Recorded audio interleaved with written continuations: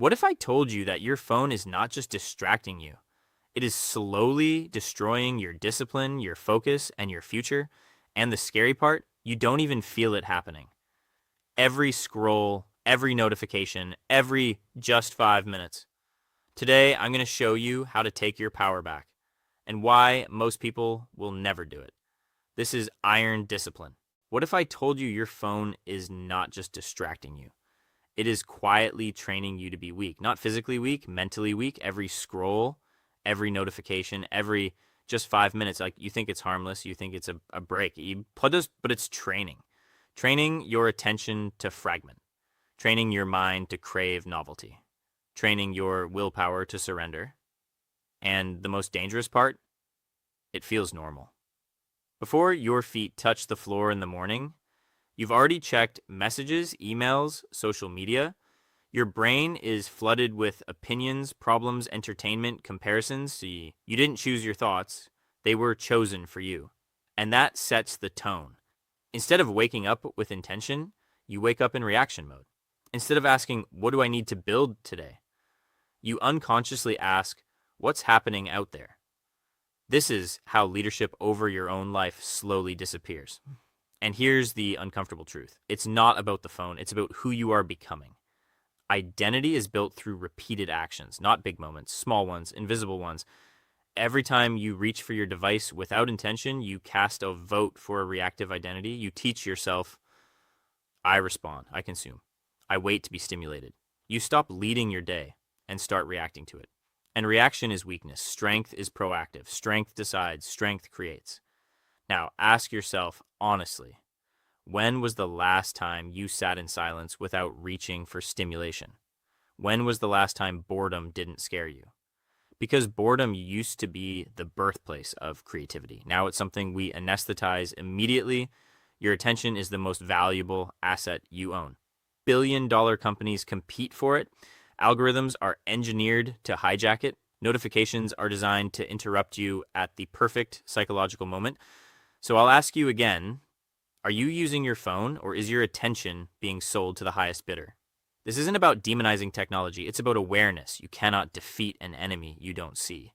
And right now, the invisible enemy isn't the device in your hand.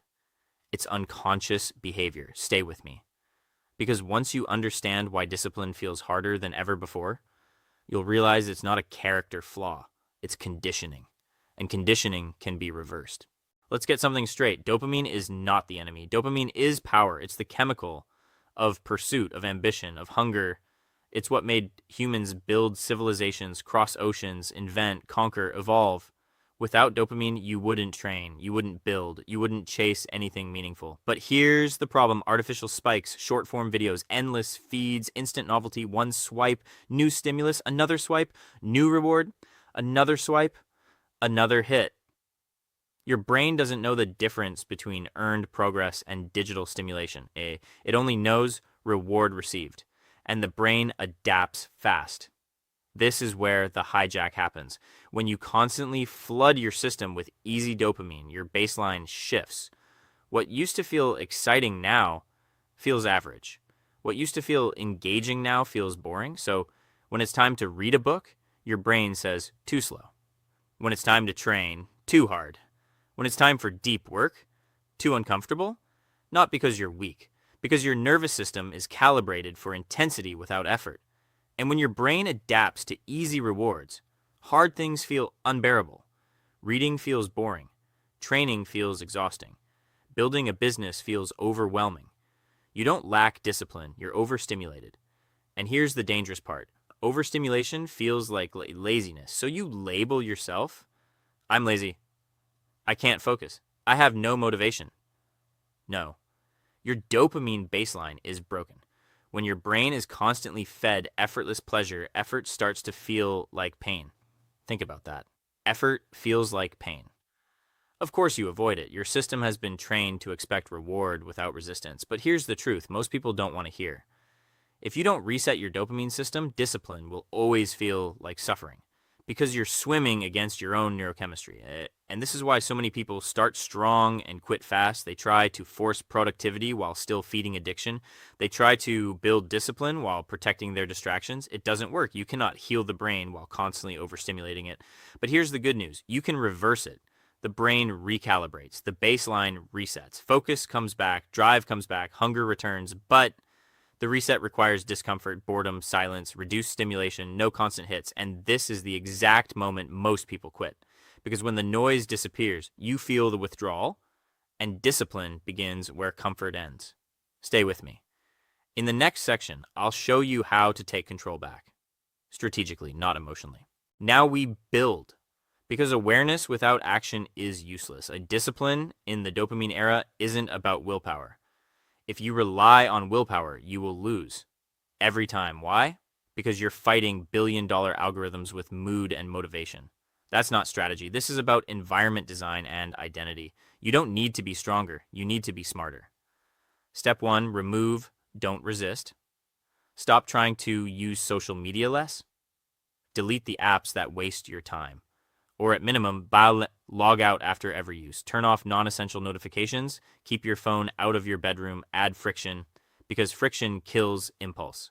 If distraction is one tap away, you will tap. If it requires effort, most urges die in seconds. Make weakness inconvenient. Step 2, win the first hour. The first hour of your day programs your nervous system. If you start with scrolling, you start reactive. If you start with intention, you lead. No phone for the first 60 minutes. Train, journal, read, plan your day. Protect your mind before the world invades it. Because once your attention is scattered, you're playing defense all day, and winners don't live in defense mode. Step 3, replace the spike. Here's where most people fail. You cannot remove stimulation without replacing it. If you just delete distractions but leave a void, your brain will crave the old habit. So replace the spike, lift heavy, sprint, take cold showers, build something difficult, read something that challenges you, earn your dopamine. When reward follows effort, your brain recalibrates. Effort stops feeling like pain. It starts feeling like progress. That's the shift. Step 4, identity shift. This is the most important layer. Stop saying, I'm trying to use my phone less. That's temporary language. Say, I am disciplined. I don't negotiate with distractions. I protect my attention.